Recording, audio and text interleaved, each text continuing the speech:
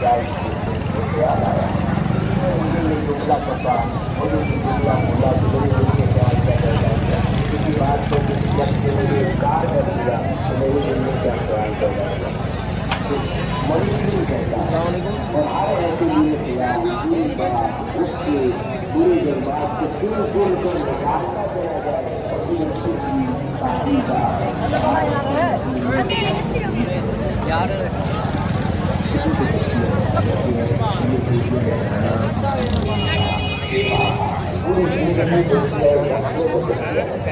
قرآن کے حوالے سے ارشاد ہوتا ہے کہ بے شک وہ شخص کامیاب ہوا جس نے اپنے نفس کو پاک کیا اور وہ ناکام ہوا جس نے اسے گناہوں سے آلودہ کیا نفس ہے۔ اسی طرح حدیث مبارکہ میں ارشاد ہوا تو لوگ جسم میں ایک ٹکڑا ہے اگر وہ درست ہو جائے تو سارا جسم درست ہو جاتا ہے اور اگر وہ خراب ہو جائے تو سارا جسم خراب ہو جاتا ہے۔ سمجھو کہ وہ ٹکڑا دل ہے، یہ دل نفس کی جگہ ہے، یہیں پر وہ برے خیال بھی پیدا ہوتے ہیں، اچھے خیال بھی پیدا ہوتے ہیں۔ تو انسان اچھے خیال سمیٹتا جائے، برے خیال دھتکارتا جائے، ان کو اپنے آپ سے دور کرتا چلا جائے تاکہ اللہ رب العزت اس کو اپنی حضوری کی بات نہیں ہے۔ وہ سادہ پہنتی ہوتی لیکن ستھرے اجلے خوشبودار رہتے، ان سے دیکھ کر ان سے مل کے فرحت رہتے، وہ پاکیزہ رہتے۔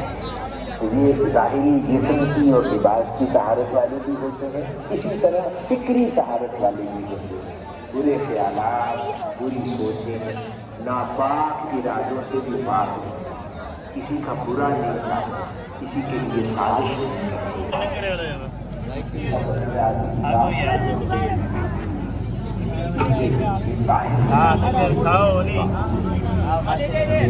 شاید وہ قرآن مجید میں اللہ سے محبت کرتا ہے جو گناہوں سے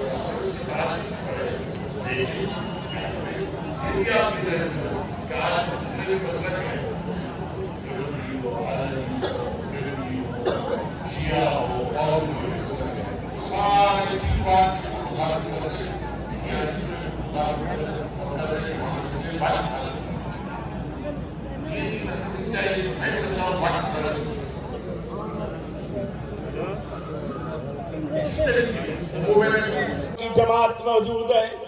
ایک صحابی نے پوچھا یا رسول اللہ صلی اللہ علیہ وسلم ہمارے ماں باپ آپ پر قربان ہو، افضل ذکر کیا ہے؟ فرمایا افضل الذکر لا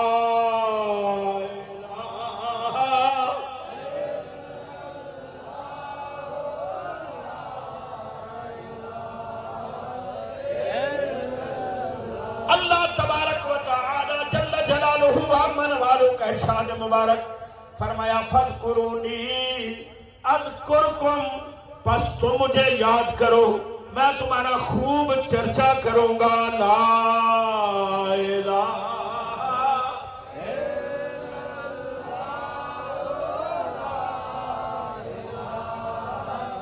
اللہ تبارک و تعالی جل جلالہ وامن والوں کا ارشاد مبارک فرمایا الا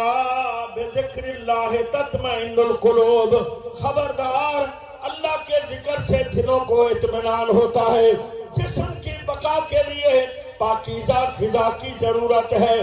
دل کی طاقت اور بقا کے لیے اللہ کے ذکر کی ضرورت ہے، اور روح کی تقویت کے لیے عشق حضرت محمد مصطفیٰ کی